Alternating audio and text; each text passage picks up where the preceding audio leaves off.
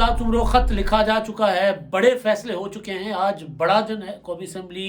का इजलास और नौमुंतखब अरकान जो हैं वो हलफ उठाएंगे कुछ देर में, और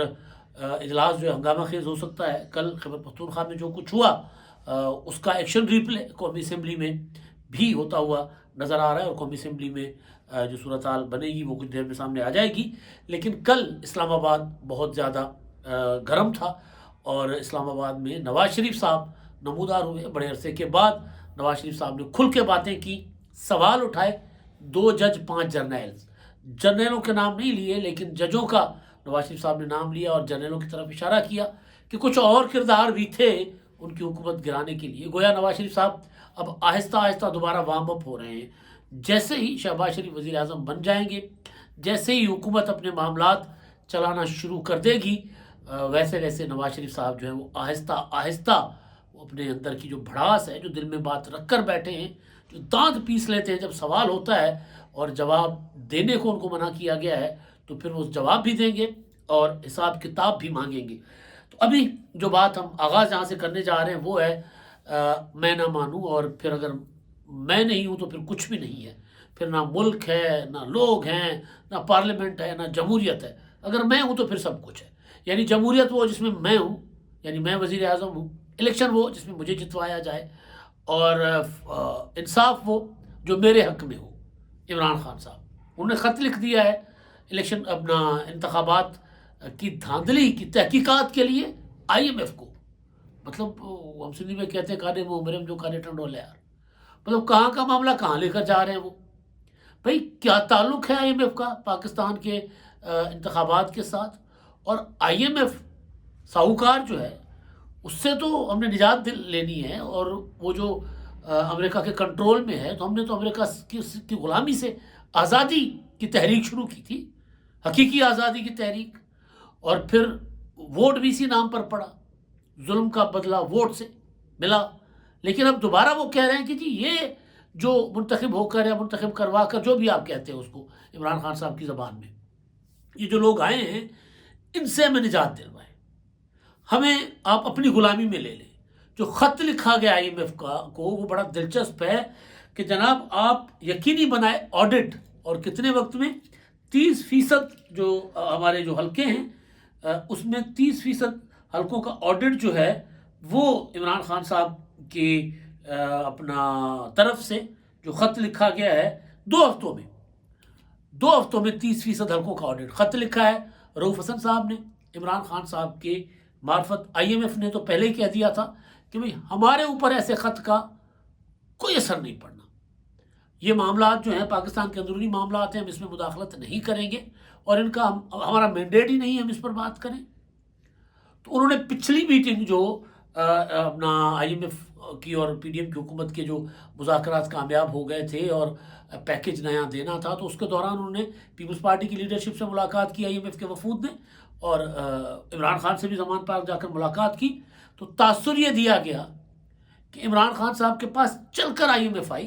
और उन्होंने कहा देखिए सरकार अगर आप इजाज़त दें, हमारे हाथ जुड़े देखें, अगर आप इजाज़त देते हैं तो हम पाकिस्तान को पैसे दे देते हैं, अगर आप इजाज़त नहीं देंगे तो हम पाकिस्तान को पैसे नहीं देंगे। ये तासुर दिया गया, और फिर ये कहा गया कि जी इमरान खान साहब ने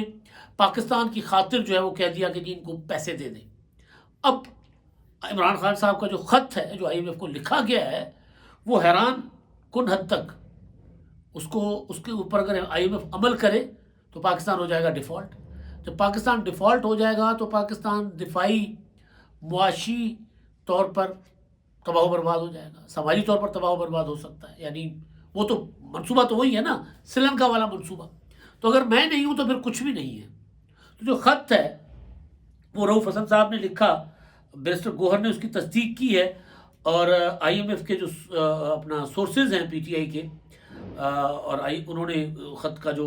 बाकी जो ख़त का मतन है वो भी मीडिया को जारी कर दिया गया, मीडिया के पास आ गया हुआ है। तो जो ख़त है उसमें कहा गया है, जो मीडिया रिपोर्ट कर रहा है उसके मुताबिक कहा गया कि 2 हफ्तों में 30% नशिस्तों का ऑडिट यकीनी बनाया IMF, और पाकिस्तान को मालियाती सहूलियात देने के लिए यानी कर्जा देने के लिए गुड गवर्नेंस से मुतल्लिक शराइत रखे। अच्छा, उसमें कहा गया कि जी IMF के MD को ख़त लिखा गया है اور اس میں اپنا یعنی وہ رؤوف حسن کہہ رہے ہیں کہ ہم نے اپنے پارٹی کے چیئرمین یا بانی عمران خان کے ہدایت پر خط لکھا ہے، اور اس میں جو باقی جو شرائط ہیں وہ یہ ہیں کہ جی آئی ایم ایف تحقیقاتی ادارے جو کے ذریعے کام کرے، اور آئی ایم ایف یعنی خود نہ وہ کرے تحقیقات، آڈٹ نہ کرے، لیکن جو پاکستان میں پہلے سے الیکشن کے اوپر کام کر رہے ہیں ادارے، فافن ہو گیا، پتن ہو گیا، ان کے ذریعے جو عام انتخابات کا آڈٹ جو ہوتا ہے، انہوں نے کہا ہے کہ آڈٹ ہو سکتا ہے، تو اس کے طریقہ کار کو تھوڑا سا تبدیل کر کے اس کا اطلاق کیا جائے، اور پھر اگر اس طرح نہیں کیا جائے گا تو آئی ایم ایف کا جو قرضہ ہے وہ اس پاکستان پر بوجھ بن جائے گا، اور جو الیکشن کا فراڈ وہ کہہ رہے ہیں کہ جی جو کیا گیا ہے قوم کے ساتھ اس کی تحقیقات کی جائے، آزادانہ تحقیقات کی جائے، اور پھر یہ کہ گڈ گورننس، شفافیت اور قانون کی حکمرانی کو اہمیت دیتا ہے آئی ایم ایف، لہٰذا آئی ایم ایف کو جائزہ لینے کی ضرورت ہے کہ جو رکن مناسب پالیسیاں بنانے یعنی پاکستان اور عمل درآمد کرنے کے قابل ہے یا نہیں، یعنی پاکستان اس قابل ہے کہ وہ مناسب پالیسیاں بنائے اور اس پر عمل درآمد کرے، اور یہ طے شدہ حقیقت ہے کہ بغیر جائز نمائندگی کے مسلط کی گئی حکومت کی کوئی اخلاقی حیثیت نہیں ہوتی، اور ایسی مسلط حکومت کو ٹیکسیشن اقدامات کرنے کا کوئی اخلاقی جواز نہیں ہوتا۔ اور ساتھ ساتھ یہ بھی کہا گیا کہ 2023 میں جو میں نے کہا کہ جی بانی P T I Imran Khan سے آپ ملاقات کی تھی، اور اس میں جو ہے وہ اپنا یقین دہانی کروائی گئی تھی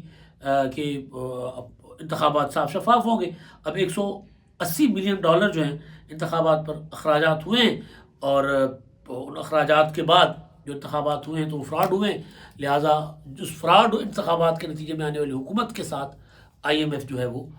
کوئی معاہدہ نہ کرے، بلکہ پہلے آڈٹ کرے 30%۔ یعنی کل ملا کے بات یہ ہے کہ مجھے وزیر اعظم آئی ایم ایف بنوائے اور پھر پاکستان کے ساتھ آئی ایم ایف ڈیل کرے۔ آپ کو یاد ہوگا جب 2014 کے دھرنے تھے تو ان دھرنوں میں کہا گیا کہ وزیر اعظم کو گردن سے پکڑ کر نکالیں گے، وزیر اعظم استعفیٰ لکھ رہے ہیں، یہ ہو رہا ہے وہ ہو رہا ہے، اور پھر جب کچھ نہیں ہوا تھا، ساری بھڑکیں جو ہے وہ رائے گاہ گئی، فضول گئی، اور جو پولیٹیکل فورسز تھیں وہ پارلیمنٹ میں آ کر بیٹھ گئی۔ اسد زرداری نے نواز شریف صاحب کو کہا کہ پارلیمنٹ میں آ کر بیٹھیں، کچھ نہیں ہوتا، کہیں نہیں جاتی حکومت۔ میاں صاحب آ کے پارلیمنٹ میں بیٹھ گئے، اور ادھر دھرنے چل رہے ہوتے تھے اور ادھر چل رہا ہوتا تھا اپنا پارلیمنٹ کا اجلاس۔ تو نتیجہ یہ نکلا کہ جب عمران خان نے دیکھا کہ حکومت تو نہیں جا رہی، ان کے دھرنے تو ان کو کام نہیں آ رہے، تو پھر انہوں نے کیا کیا تھا، انہوں نے کہا کہ سول نافرمانی کی تحریک، کوئی بل جمع نہیں کروائے گا، پاکستان کو کنگال کر دینا ہے میں نے۔ سی پیک روکا، حکومت نہیں گری، تو سول نافرمانی کی تحریک۔ اسی طرح بہت کچھ اور بھی کر چکے ہیں عمران خان صاحب، 9 مئی جیسا واقعہ، اور ابھی ان کے صدر عارف علوی صاحب جو ہیں وہ قومی اسمبلی کا اجلاس بلانے سے انکاری۔ تحریک عدم اعتماد پیش ہوئی، کامیاب ہو گئی تحریک عدم اعتماد، تو ایک غیر آئینی رولنگ دلوا کر عمران خان صاحب نے اسمبلیاں توڑ دی۔ تو اب دوبارہ اس میں تو خیر اب وہ آرٹیکل 6 لگنے کی باتیں ہو رہی ہیں، عارف علوی صاحب چند دنوں کے مہمان ہیں، چلے جائیں گے، اس کے بعد ان کے اوپر آرٹیکل 6 لگے گا۔ تو بہرحال ایک طرف یہ تھا کہ عمران خان صاحب حکومت بننے سے روکنے کے لیے آخری جو ہوتی ہے نا وہ انتہائی کیا کہا جائے کہ جو کم از کم حب الوطنی پر مبنی وہ یہ چال نہیں ہے، ایک ایسی چال جس کو کسی طور پر بھی وطن دوستی نہیں کہا جا سکتا، وہ چال چل چکے۔ دوسری طرف عمران خان کے مخالفین جو ہیں، جو اتحادی حکومت بننے جا رہی ہے، ان کی کل اسلام آباد میں ان کے اجلاس ہوئے، مسلم لیگ نون کے پارلیمانی پارٹی کا اجلاس ہوا، اس کے بعد مشترکہ پارلیمانی پارٹیوں کا اجلاس ہوا، مسلم لیگ نون، پیپلز پارٹی، متحدہ قومی موومنٹ، اور اس میں انہوں نے تمام تر فیصلے کر لیے، جیسے میں نے پہلے آپ کو کل کے ولاگ میں بتایا تھا، ایاز صادق اسپیکر، اور پھر بعد میں فیصلہ ہوا مشترکہ پارلیمانی پارٹیوں کے اجلاس میں کہ غلام مصطفیٰ شاہ صاحب نواب شاہ سے پیپلز پارٹی کے ایم این اے ہیں، وہ ڈپٹی اسپیکر بنیں گے۔ اسی طرح یوسف رضا گیلانی طے ہو چکا ہے کہ وہ چیئرمین سینٹ بنیں گے، آصف زرداری بنیں گے صدر مملکت، اور آج ہوگا اسمبلی کا اجلاس جس میں حلف برداری ہوگی، اور حلف برداری کے لیے مولانا فضل الرحمان صاحب کی جماعت JUIF جو ہے اس نے اعلان کر لیا ہے کہ جی وہ قومی اسمبلی میں جائیں گے، حلف لیں گے، اور دوسرا PTI بھی تذبذب کا شکار ہونے کے بعد وہ بھی اپنے ارکان یعنی جو آزاد ارکان ہیں یا سنی اتحاد کونسل میں پتہ نہیں چل رہا کہ وہ سنی اتحاد کونسل بطور سنی اتحاد کونسل ایک جماعت کے ایگزسٹ کر رہی ہے کہ نہیں کر رہی پارلیمنٹ میں، کیونکہ سنی اتحاد کونسل کے جو سربراہ حامد رضا کا جو خط کل الیکشن کمیشن نے اپنا جاری کیا ہے، منظر عام پر لایا ہے، جس میں انہوں نے کہا تھا کہ ہم نہ الیکشن لڑے ہیں اور نہ ہم نے مخصوص نشستوں کے لیے اپلائی کیا ہے، نہ کوئی فہرست جمع کروائی ہے۔ تو سوال یہ بھی اٹھتا ہے کہ سنی اتحاد کونسل میں شامل ہونے والے ارکان سنی اتحاد کونسل کہلائیں گے یا وہ آزاد پارلیمانی گروپ کہلائے گا؟ ابھی یہ بھی طے ہونا باقی ہے، کیونکہ سنی اتحاد کونسل تو کہہ رہی ہم تو پارلیمنٹ کا الیکشن لڑے ہی نہیں ہیں، اور ان کے سربراہ حامد رضا صاحب جو ہیں، صاحبزادہ حامد رضا صاحب، وہ بذات خود انڈیپینڈنٹ الیکشن لڑے ہیں۔ تو بہرحال ابھی بہت سی چیزیں باقی ہیں، لیکن پی ٹی آئی کیونکہ اچھے خاصے تعداد کے ساتھ قومی اسمبلی میں آ رہی آزاد ارکان کے ساتھ، تو ایک امکان یہ بھی ہے کہ انہوں نے اچھا خاصا ادھم مچانے کی کوشش کرنی ہے، جس طرح کل کے پی کی اسمبلی میں ہوا کہ ایک خاتون نے وہاں پر اپنا گھڑی دکھائی اور پی ٹی آئی کے گیلریز میں بیٹھے ہوئے لوگوں نے اس کے اوپر جوتے پھینکے، لوٹا پھینکا۔ گھڑی ظاہر ہے عمران خان صاحب کی چھیڑ ہے، گھڑی انہوں نے بیچی تھی اور وہ چھیڑ اب بن گئی۔ جس دن میں نے خبر بریک کی تھی 2021 میں، تو اس وقت اسی دن ٹرینڈ چل گیا تھا گھڑی چور کا، اور پھر یہ نظر آ گیا تھا کہ اب عمران خان صاحب کا یہ گھڑی پیچھا کرے گی ساری زندگی۔ پنجاب اسمبلی میں بھی آپ نے دیکھا کہ مسلم لیگ نون کی جو خواتین تھیں یا جو ارکان اسمبلی ارکان تھے، وہ گھڑیاں لہرا رہے تھے،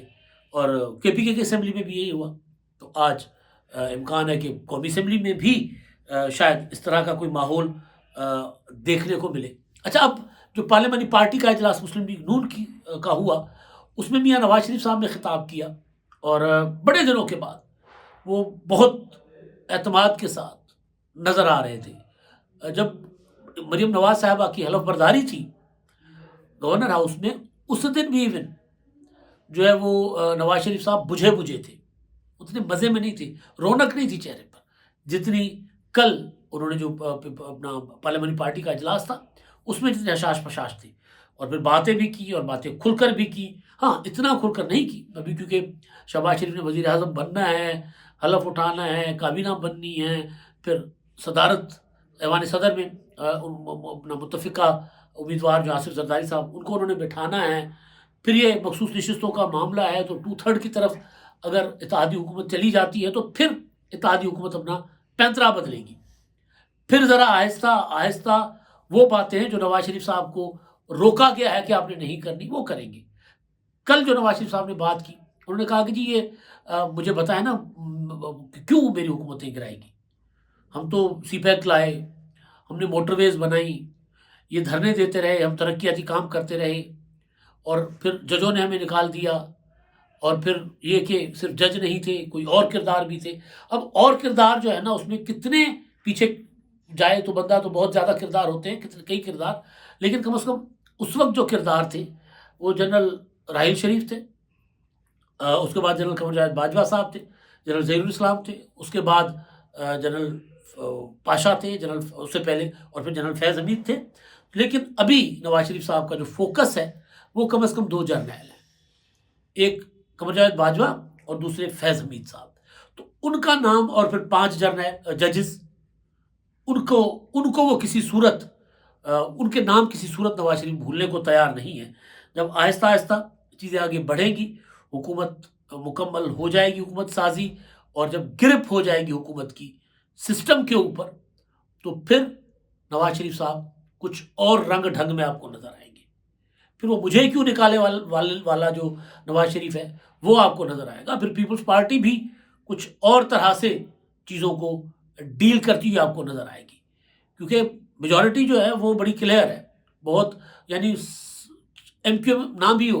جے یو آئی کل کو حکومت میں شامل نہیں بھی ہوتی تو بھی پیپلز پارٹی اور مسلم لیگ نون ایک ساتھ رہے تو حکومت کو کوئی خطرہ نہیں ہے۔ اور یہ ظاہر ہے ان جماعتوں کو جتنا توڑنا پھوڑنا تھا ٹوٹ گئی، اب ان سے لوگوں کا ٹوٹنا وہ، اور پھر سپریم کورٹ کا فیصلہ بھی ہے کہ وہ جو منحرف رکن ہوگا اس کا ووٹ جو ہے وہ کاؤنٹ نہیں ہوگا، تو وہ والا فیصلہ سپریم کورٹ کا وہ بھی ان کے حق میں جائے گا۔ تو بہرحال بہت سی چیزیں ہیں، بڑا دلچسپ دن ہوگا آج کا، اور اب دیکھتے ہیں کہ اس میں قومی اسمبلی میں کس طرح کی جو ہے وہ صورتحال رہتی ہے اور کیسے ڈیل کیا جاتا ہے معاملات کو۔ قومی اسمبلی کا آج کا اجلاس اور اس کے بعد پھر صدارتی الیکشن، جس کے لیے الیکشن کمیشن نے پریزائڈنگ آفیسر چاروں صوبوں کے لیے نامزد کر دیے ہوئے ہیں، اور جو اپنا توقع یہی ہے کہ 7 مارچ کو اپنا ہوگا صدارتی الیکشن، 1 مارچ کو اس کی پراپر شیڈول جاری کر دیا جائے گا، لیکن بہرحال اب گاڑی پٹڑی پر چل پڑی ہوئی ہے اور اس کے بعد اس نے رکنا نہیں ہے۔ اتحادی وہی ہیں جنہوں نے 18ویں ترمیم کی تھی، بس اتنا یاد دلانا تھا۔ اب تک کے لیے اتنا ہی۔